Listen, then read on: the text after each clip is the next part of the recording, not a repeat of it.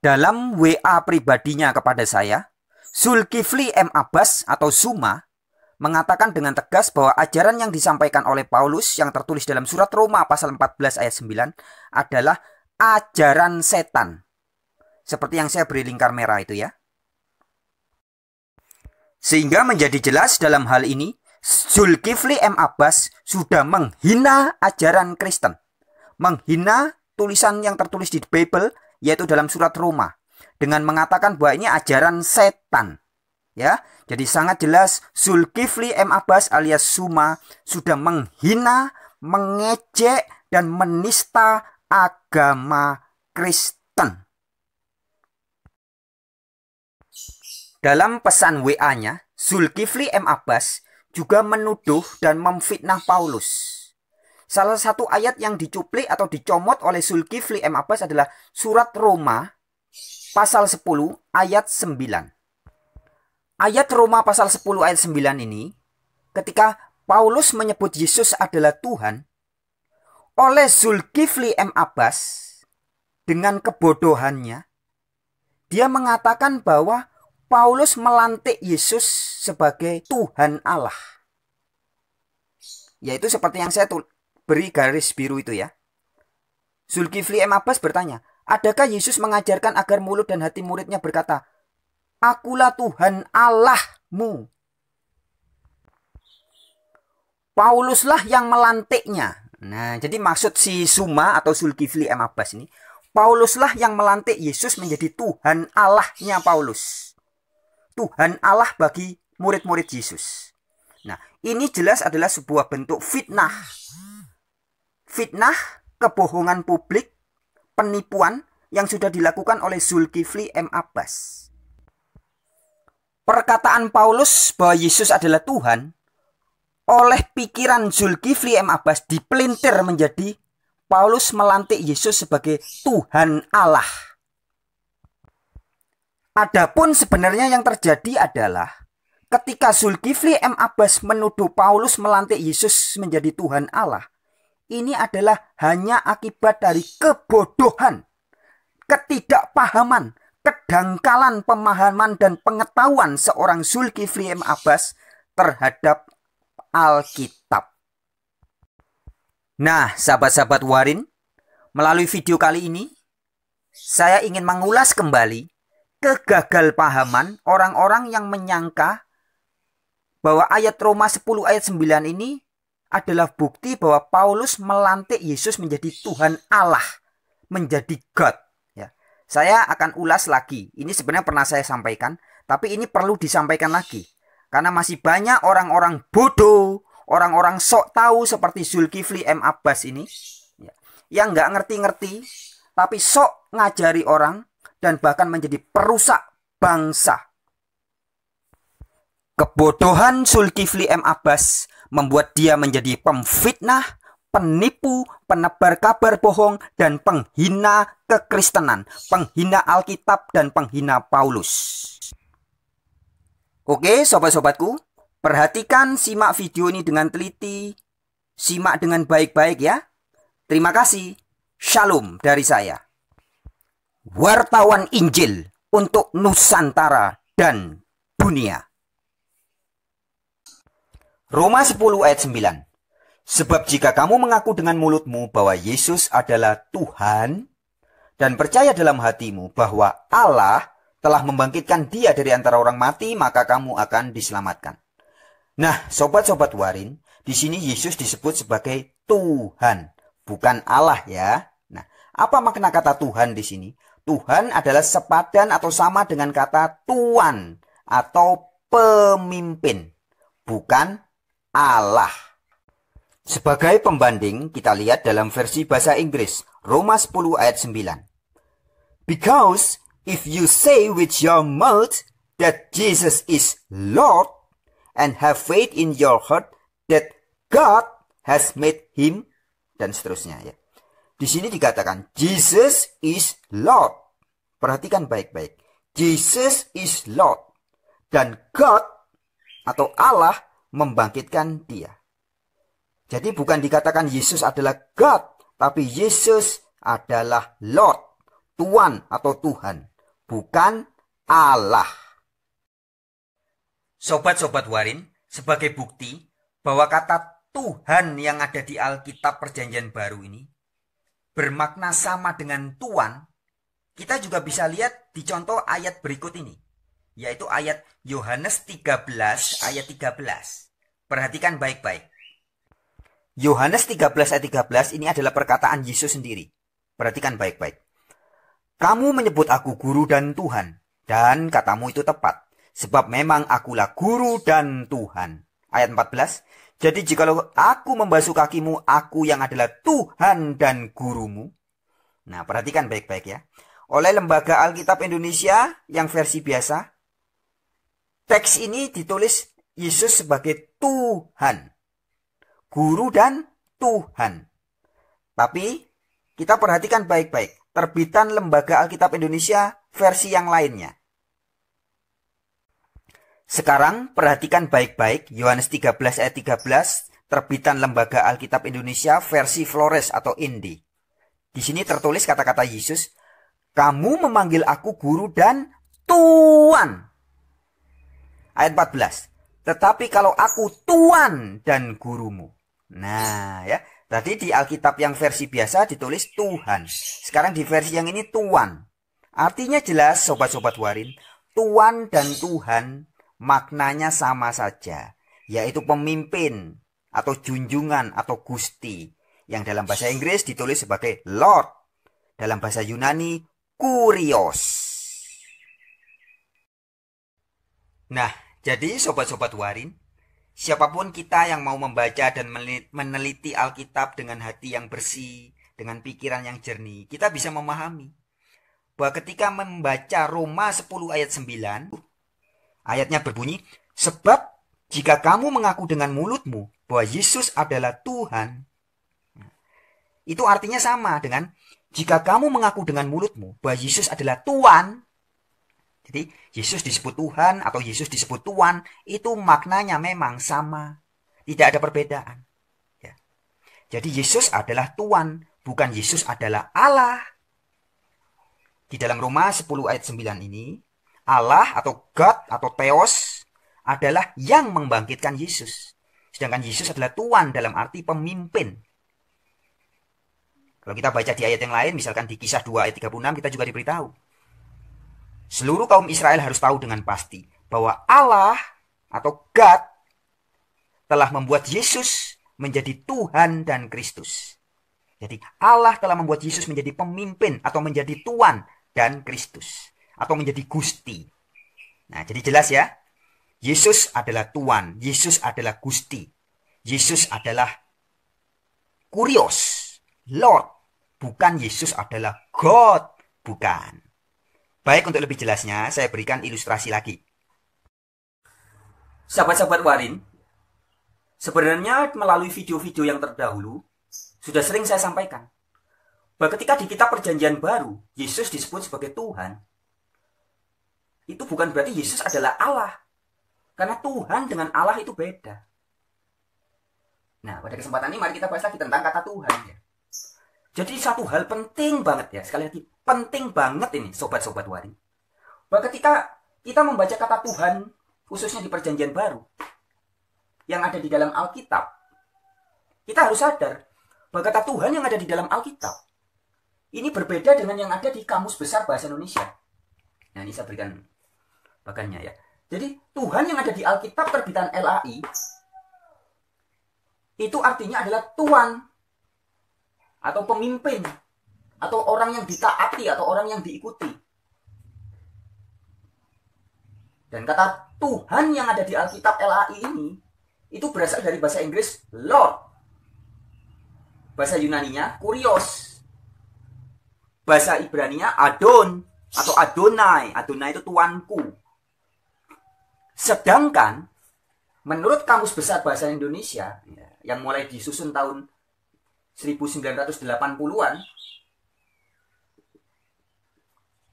ya, kata Tuhan ini diartikan sebagai Sang Maha Kuasa. Nah, jadi beda Tuhan di Alkitab LAI dengan Tuhan di Kamus Besar Bahasa Indonesia, ini berbeda makna. Kalau di LAI maknanya adalah tuan atau pemimpin atau orang yang ditaati atau sesuatu yang diikuti. Sebagai padanan dari bahasa Inggrisnya Lord, bahasa Yunaninya Kurios, bahasa Ibraninya Adon. Sedangkan di Kamus Besar Bahasa Indonesia atau KBBI yang disusun tahun 1980-an, Tuhan ini diterjemahkan dari bahasa Inggris God. Bukan dari Lord, tapi dari God. Dari teks Yunaninya Theos. Ibraninya Elohim. Ya, ini menurut Kamus Besar Bahasa Indonesia, bukan menurut Alkitab. Jadi berbeda. Sama-sama Tuhan tulisannya, bacaannya juga Tuhan. Tetapi maknanya yang ada di Alkitab dengan yang ada di Kamus Besar Bahasa Indonesia berbeda maknanya. Ini hal yang penting sekali teman-teman untuk dipahami dengan benar.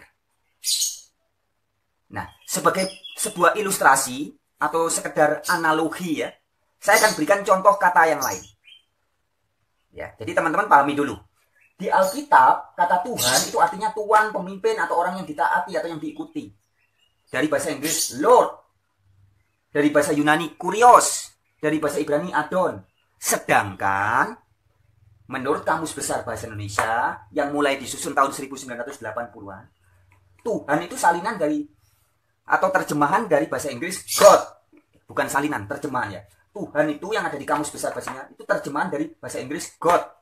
Yang artinya Sang Maha Kuasa atau Sang Maha Pencipta. Dari bahasa Yunaninya Theos, bahasa Ibraninya Elohim. Jadi beda. Ya, beda nih.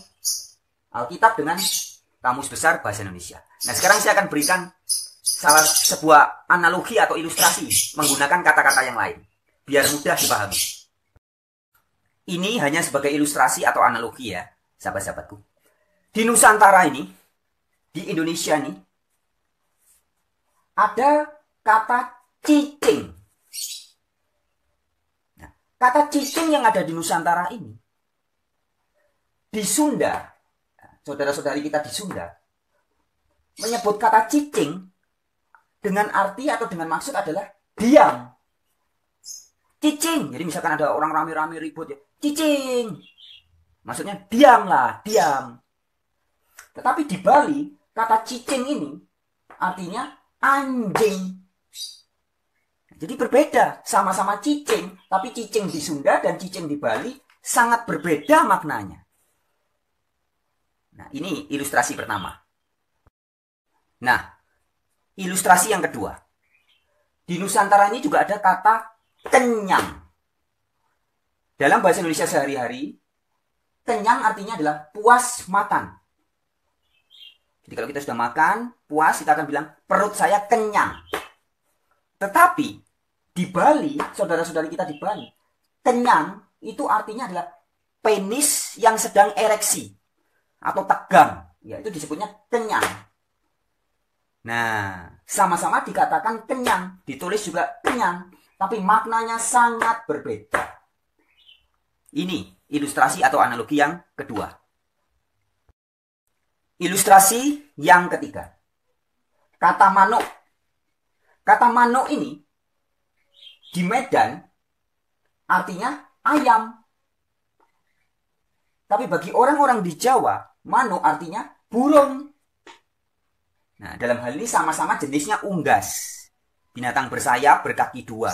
Tapi sangat berbeda. Ayam bukan burung, burung bukan ayam.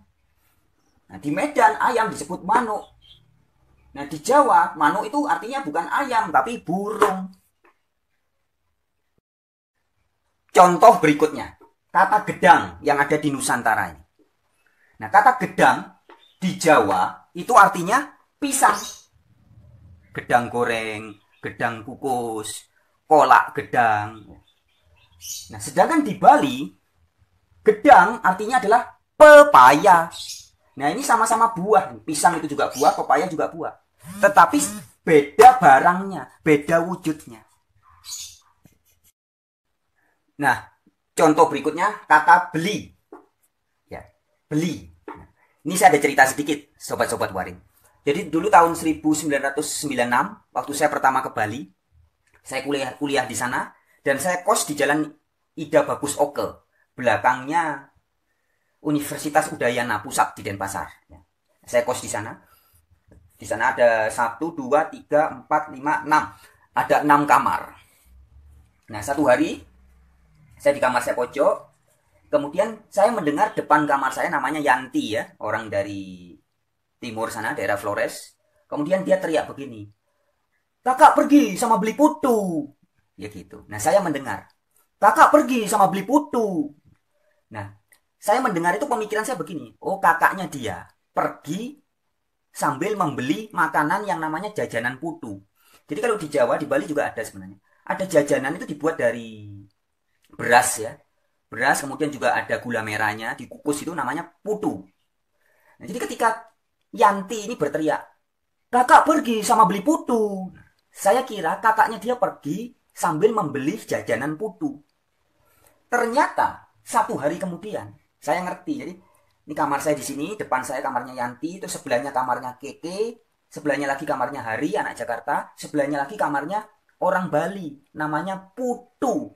Tapi sudah senior, maka disebut beli putu. Ternyata beli putu itu sebutan bagi orang Bali untuk menyebut Mas Putu, atau Kakak Putu, atau Abang Putu. Jadi putu itu namanya orang, dan beli itu sebutan kakak laki-laki, atau abang, atau mas. Beli putu maksudnya bukan membeli jajanan putu, tapi ternyata beli di Bali adalah sebutan bagi abang, atau mas, atau kakak. Nah, ini maknanya sangat berbeda. Sama-sama beli. Beli, apa kabar beli? Maksudnya apa kabar bang, apa kabar mas? Nah, kalau disebut beli putu, mas putu, abang putu, atau yang dimaksud adalah beli jajanan yang namanya putu. Berbeda makna. Contoh analogi kata berikutnya, kencang. Kencang. Nah, kalau di Jawa Timur ya, sepengetahuan saya, kata kencang ini bisa berarti dua makna. Misalkan kita jalan, terus sampai naik motor atau naik sepeda atau jalan kaki, terus sampai di perempatan, ada yang lurus, ada yang belok kiri, ada yang belok kanan.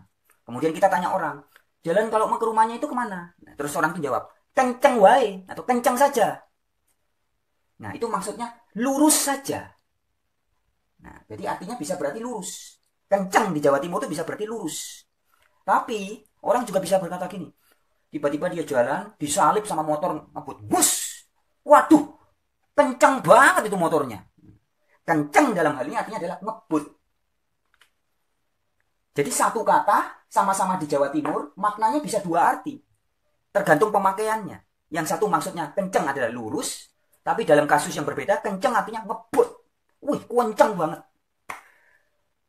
Kalau kenceng banget itu sudah pasti dia ngebut banget, bukan lurus banget, bukan.